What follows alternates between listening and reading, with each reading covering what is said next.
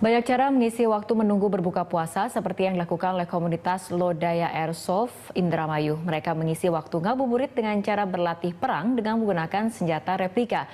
Mau tahu seperti apa keseruan mereka? Berikut liputannya untuk Anda.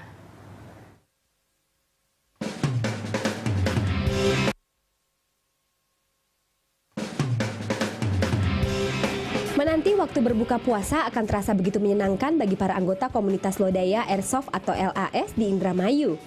Sesuai namanya, 50% dari anggota komunitas yang membawa nama Lodaya ini adalah polisi aktif.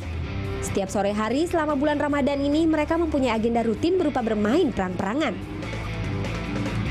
Sebelum menuju medan pertempuran, satu persatu personil wajib melakukan persiapan kematangan latihan dengan memakai kelengkapan deker, pelindung tangan, rompi, kacamata, dan pelindung wajah serta kepala untuk menghindari terjadinya luka pada kulit. Pembagian tim pun dilakukan, masing-masing regu mulai mengatur strategi guna menaklukkan musuh. Selanjutnya mereka berpencar menuju daerah pertahanan yang sudah ditetapkan dalam skenario permainan. Perang pun dimulai, para personil saling menembak lawannya. Senjata yang mereka gunakan merupakan senjata replika layaknya senjata sungguhan. Komandan Lodaya Airsoft Gun Heri Polo mengatakan kegiatan ini ada 3 permainan offense-defense, rebut bendera, bebaskan sandera. Mereka menilai hobi ini aman sebab sebagian anggota komunitas ini adalah anggota Polri, sehingga mereka dapat memahami teknik menembak dengan benar.